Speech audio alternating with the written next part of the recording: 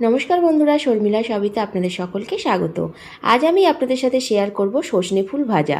এই রেসিপিটা খুবই সহজ, আর বসন্তকাল তো এসেই গেছে। এই সিজনে যদি এই রেসিপিটা বানিয়ে গরম ভাত দিয়ে খান তাহলে খেতেও লাগবে সুস্বাদু, আর শরীরের জন্য এটা খাওয়া কিন্তু খুব উপকার।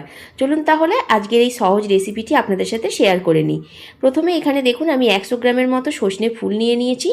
এবার এর মধ্যে অল্প একটু জল দিয়ে এটাকে ভালো করে 2 থেকে 3 বার কিন্তু ধুয়ে নিতে হবে। আমিও এখানে খুব ভালো করে ধুয়ে নিয়ে এবার জলটা ছেঁকে অন্য একটা জায়গায় তুলে নিচ্ছি যাতে জলটা ঝরে যায়।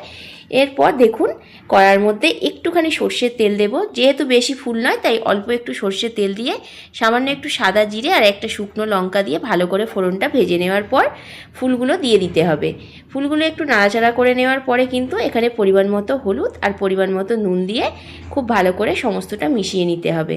মিনিট 2 নাড়াচাড়া করে নেওয়ার পর এটাকে কিন্তু ঢাকা দিয়ে দিতে হবে। 5 মিনিট পর যখন ঢাকনাটা খুললাম তখন দেখুন খুব ভালো করে ফুলগুলো সিদ্ধ হয়ে গেছে আর ভাজাও হয়ে গেছে। আজকের কিন্তু সজনে ফুল ভাজা পুরোপুরি রেডি। আপনাদের যদি ভিডিওটা ভালো লাগে তাহলে কিন্তু অবশ্যই লাইক, কমেন্ট এন্ড শেয়ার করতে ভুলবেন না।